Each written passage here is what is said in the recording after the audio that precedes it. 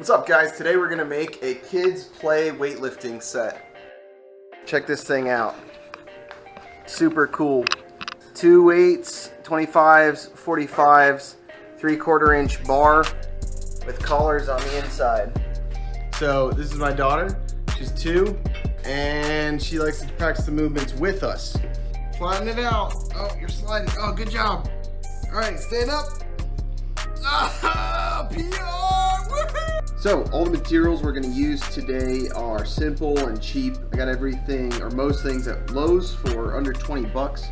I also put links to everything in to Amazon for everything that we use below, if that's easier for you. So all we're going to use is 3/4 inch plywood. That's what all the plates are made out of, and then a rubber spray paint. I use Flex Seal. You could use any rubber spray paint that works for you. 3/4 inch bar that we're then going to paint black in the middle.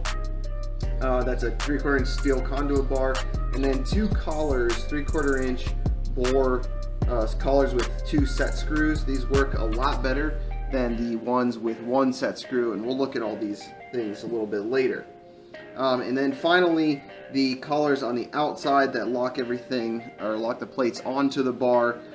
These work like normal barbell collars, but are designed for 3/4 inch bars. Alright, so first thing we're going to do with the pipe is cut it off with a regular old cut-off wheel. As you can see here, it's 5 foot long. You can only purchase it in 5 foot sections. So we're going to go ahead and cut it down to 4.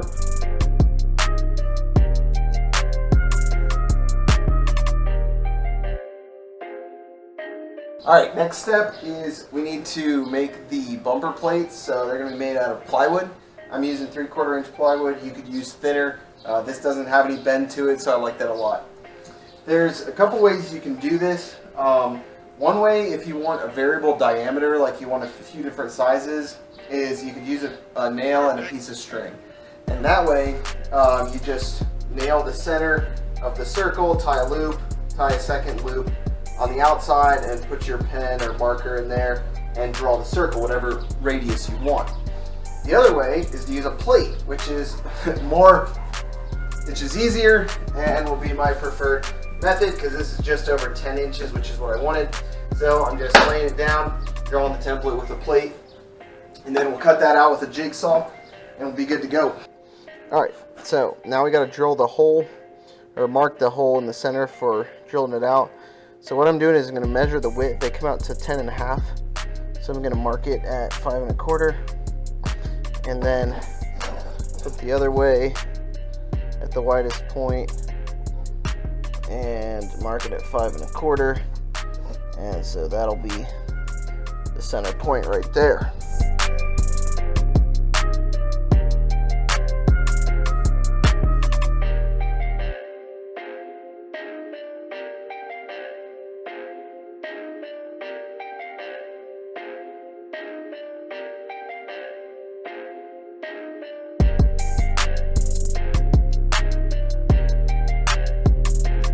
Alright, so we made our little cone and sanded out each of the holes so they're nice and rounded.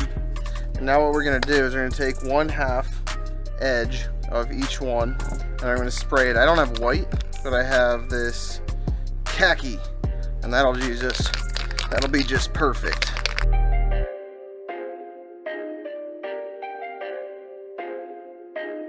Alright, so we painted 1/2 and we got these handy dandy little number stickers, which obviously you could just cut out a piece of like a stencil if you don't have a sticker, but I'm gonna go like that without drawing anything and just try to line it up. See who wants to put one on? Alright, that's just gonna cover for when we put the rubber coat on, the black rubber coat, and then we'll peel those off and the letters will still be there. Alright, so we got our numbers on paint stride. We're going to go ahead and use the black Flex Seal to coat the whole plate in rubber so it becomes a bumper plate.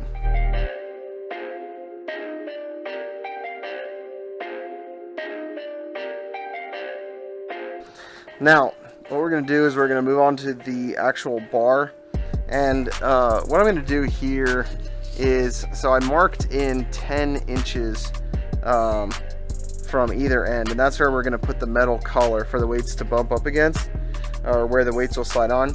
And this inside part I want to be black, like our rogue bars. So what I'm going to do here is I want to cross hatch sand. So I get a piece of sandpaper, and so I'm going to go in a circle all the way down, and then I'm going to go from top to bottom all the way around. And that way we have a grid, real good, grippy for the paint. And then we're going to take the alcohol and wipe it off, make sure there's no hand oils on there, so the paint sticks to the metal real well.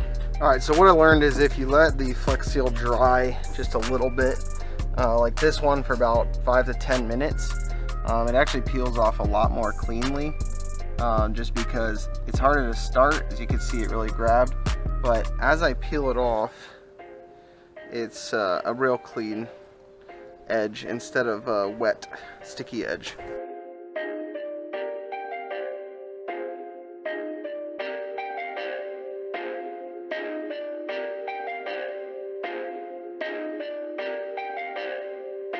Alright, so our rubber has dried and they turned out really good. Pretty sweet little plates. So you can see the edge there is rubber all the way around, even in the hole. I went ahead and did the whole thing, and then just peeled the letters off. Worked out great.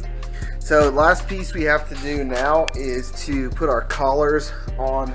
Alright, as you can see, this is a clamp collar. So they split in half. Unlike the ones that are the full cylinder with a one set screw. So these are much easier to install and fit and tighten all the way around and lock on, instead of one set screw in the center, which could potentially just punch into it, into the bar, and scrape along. This will grab a lot better. So I'm going to go right over, split it right down the middle on where the paint ended, so that I can, so it covers it all up.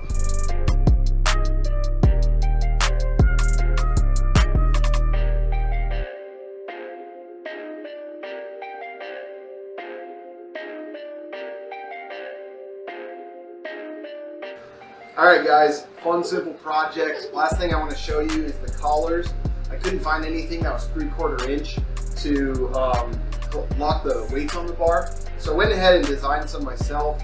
So these are a 3/4 inch collar, and what they do is, instead of sliding on the end like normal, like most collars, they just snap right on, and then as you can see, that keeps the weight from falling off the bottom, keeps it tight. If you'd like to get one of these to finish out your set, click on the link below. That will get you on a pre-order list once we have these made. Guys, I hope you loved the video, enjoyed it. If you did, please like and subscribe. That helps us out a lot. And remember, never stop creating, learning, or getting stronger.